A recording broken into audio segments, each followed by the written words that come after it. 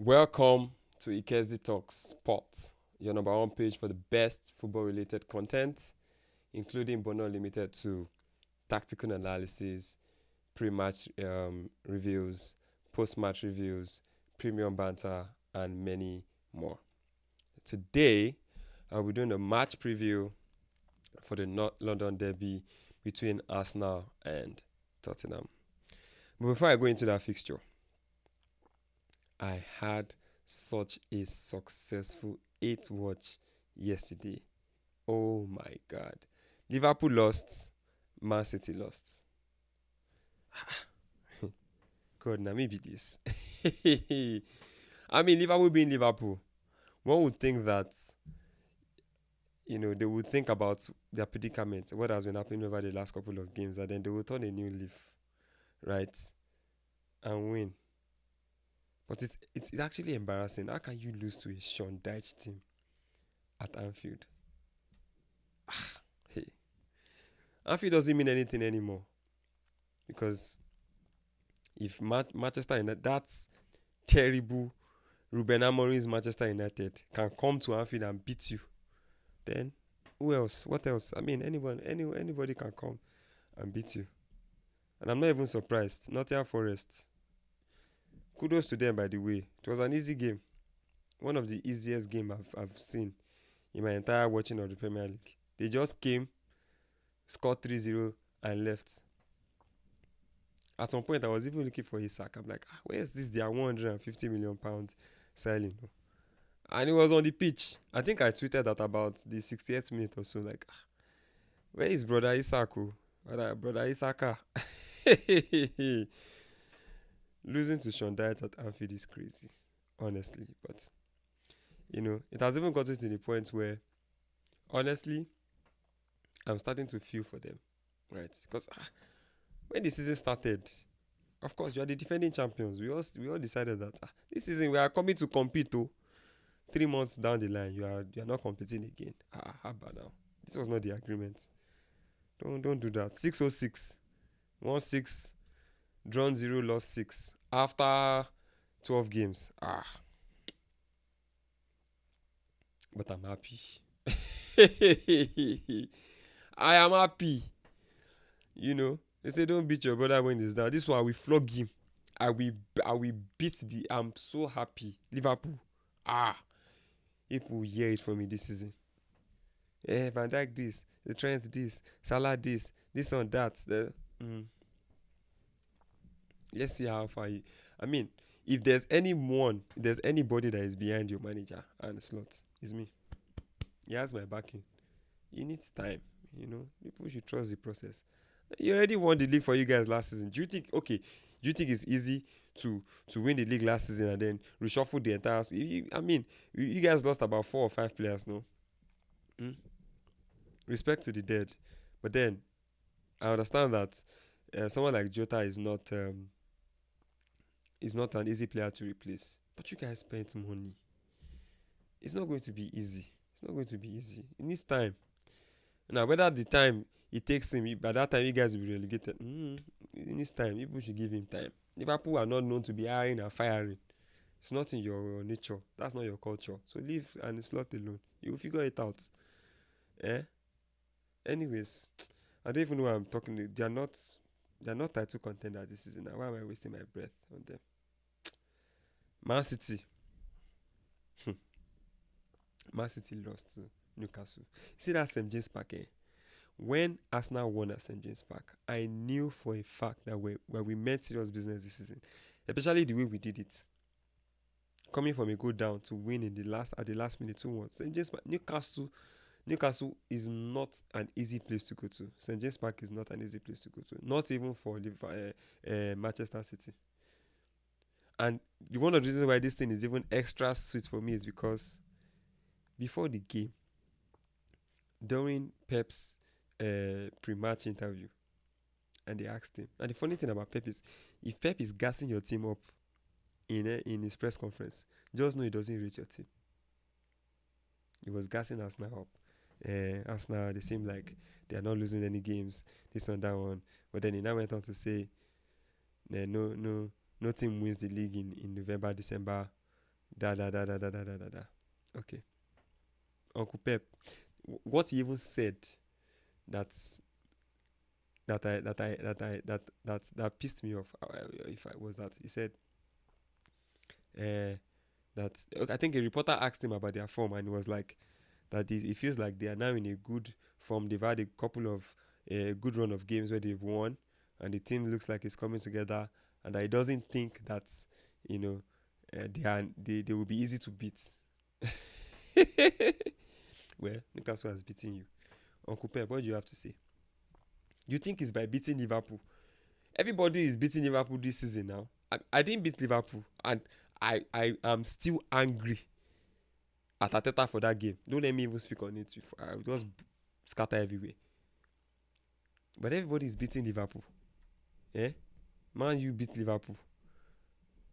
Nottingham Forest has beaten Liverpool. You beat Liverpool. Is it this Liverpool that you're using to say you are in form? Come on. Well, I mean, you have seen the results. They've lost. And I couldn't be more happier. You know, if I win tomorrow, I extend my gap, away from two of them. I cannot stand them. Man City and Liverpool. I, I completely hate Liverpool fans. Man City don't even have fans to hate. I just hate the club.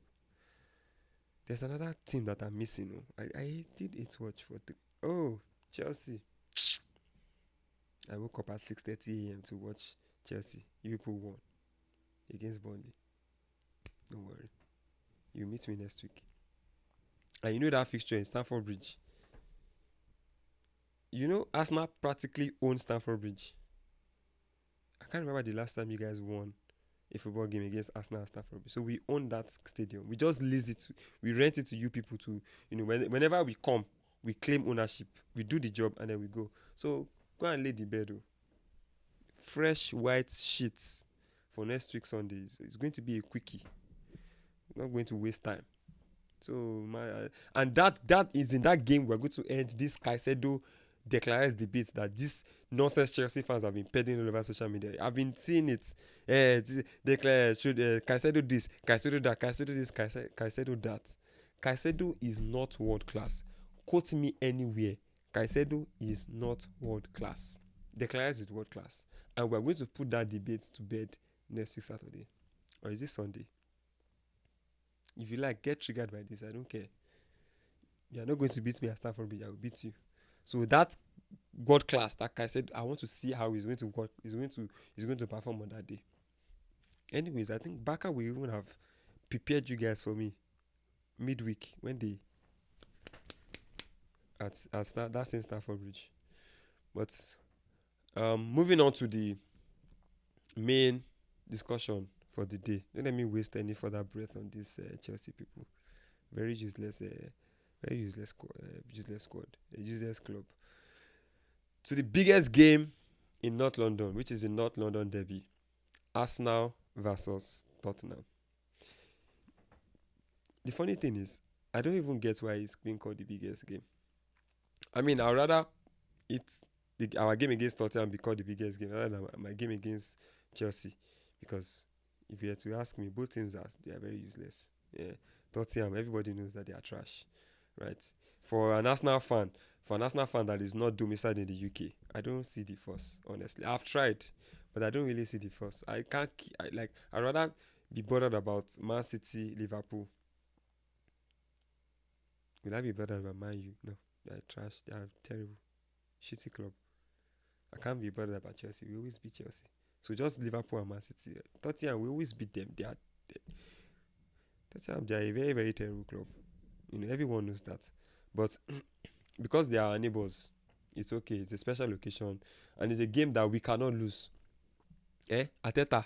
For two reasons. One, it's Tottenham. Two, Man City and Liverpool have lost yesterday. Don't try nonsense with me, oh. Good. So, it's at the Emirates, so I think, we are in pole position to win based on home advantage. Anyways, I would like to speak on the form of both teams leading into the game. Arsenal have won 9 of their last 10 games.